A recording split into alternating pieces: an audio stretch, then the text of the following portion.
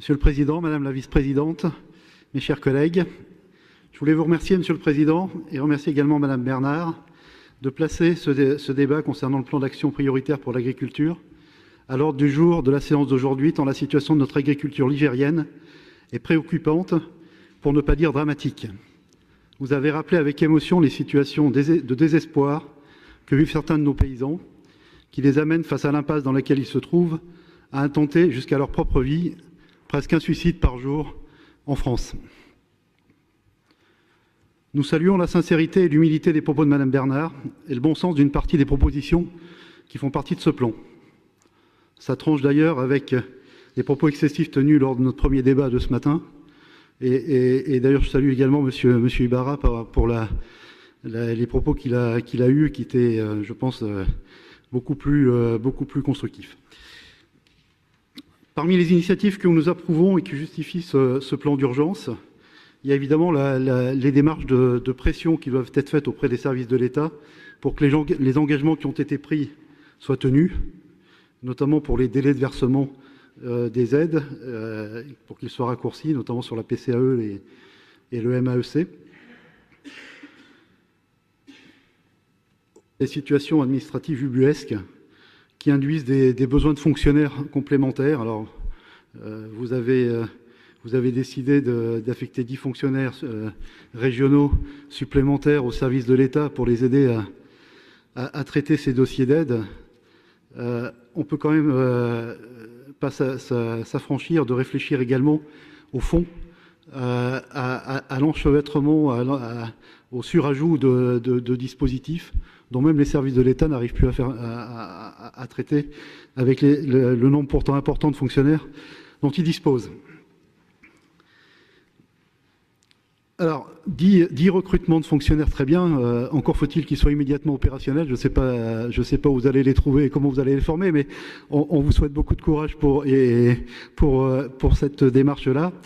En effet, il y a urgence à débloquer ces situations de trésorerie pour les exploitations, notamment pour des exploitations qui ont fait l'effort de développer leurs investissements et d'aller dans le sens des préconisations qui leur étaient faites pour la modernisation de leur production. Cependant, c'est vrai que on s'aperçoit que tous ces dispositifs, qui sont quand même des usines à gaz pour la plupart, sont déjà présents au niveau évidemment européen, sont présents au niveau national, et puis on en rajoute également au niveau des collectivités territoriales. Et puis on passe notre temps à essayer de raccorder des bouts de tuyaux d'usines à gaz avec d'autres usines à gaz pour constituer des dispositifs de plus en plus compliqués auxquels personne ne comprend plus rien, très franchement. Et moi je suis persuadé qu'il y a une bonne partie des agriculteurs qui sont dans la détresse, qui ne savent même pas très précisément à quelles aides ils peuvent avoir droit et comment y accéder. Alors on nous propose de participer à la restructuration des dettes bancaires des exploitations dans le dispositif d'année blanche du gouvernement. La part régionale, vous l'avez rappelé, représente un tiers du surcoût lié à ce retard de remboursement, et ça représente 1 million d'euros à la charge de la région. C'est un dispositif de survie, donc on s'y associe bien évidemment. Mais on ne s'attaque pas à la véritable cause des problèmes, là encore, c'est-à-dire au déficit de rentabilité qui frappe les exploitations. C'est une bouffée d'oxygène, une petite bouffée d'oxygène qu'on leur apporte, il faut le faire, pour quelques centaines d'exploitations, mais la dette demeurera et elle pèsera encore plus lourd l'année prochaine. On ne fait que reporter le problème. Alors, pour être un peu moins positif quand même sur un certain nombre de sujets, il y a quand même beaucoup d'effets d'annonce dans le plan que vous nous présentez et quelques mesures technocratiques de notre point de vue. Alors, il y a plein de bonne volonté et évidemment, il ne s'agit pas d'aller contre, mais ces annonces reprennent pour la plupart des promesses de campagne sans apporter beaucoup plus d'éclaircissements sur la manière concrète d'atteindre les objectifs. Par exemple, vous nous avez parlé de développement des aides à la modernisation des exploitations et à l'installation des jeunes. C'est évidemment une mesure auquel je pense tous ici, nous sommes particulièrement attachés. Ça va dans le bon sens, bien évidemment. Mais pourquoi le faire figurer dans un plan d'urgence alors qu'on va en discuter dans quelques semaines dans le cadre du budget primitif 2016 ? Bon, on se demande si ce n'est pas là encore un effet d'annonce, un peu de communication. Par contre, j'ai entendu parler d'un dispositif de diagnostic, d'appui stratégique et d'amélioration de la performance. Ça me paraît déjà un nom un peu complexe. Ça me paraît là être une mesure technocratique qui n'est pas du domaine de l'urgence et qui ne va pas régler les problèmes actuels des exploitations.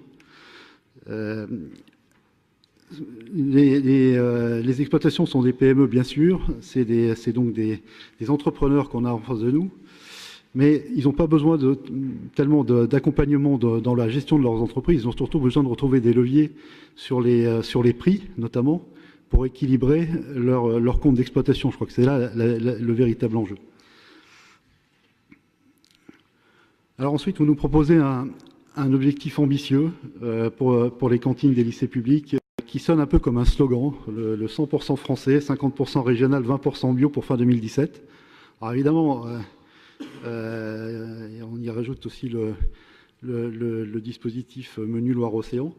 Bien évidemment, le Front National ne peut que s'associer à cet objectif. Mais on est un peu plus dubitatif sur la façon et les moyens d'y arriver.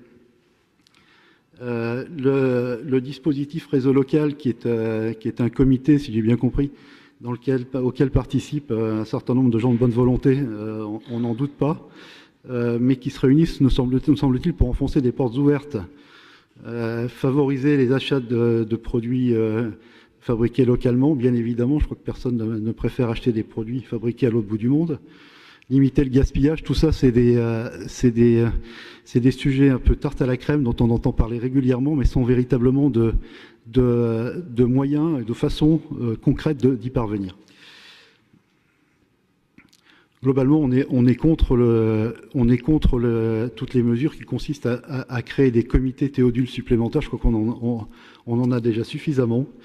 Je crois qu'il suffit de fixer des conditions dans les cahiers des charges clairs pour les donneurs d'ordre dans notre collectivité pour que ces objectifs puissent être atteints.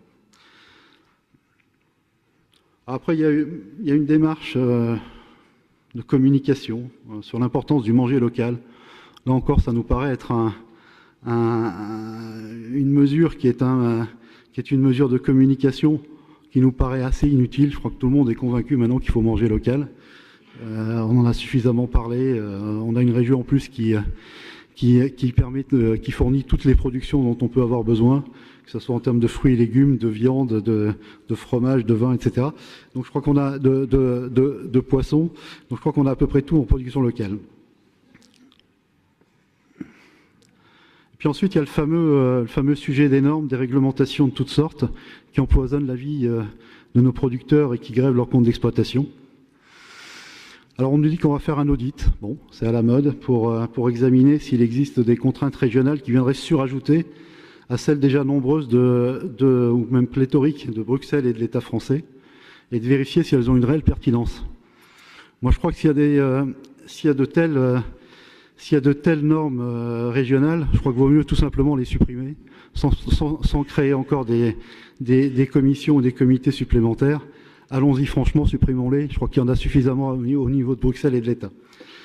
En revanche, on trouve intéressant qu'il y ait cet inventaire un peu à la Prévert qui soit fait sur l'ensemble de ces normes et de ces réglementations pour aider la démarche de l'État français à essayer d'aller vers la simplification.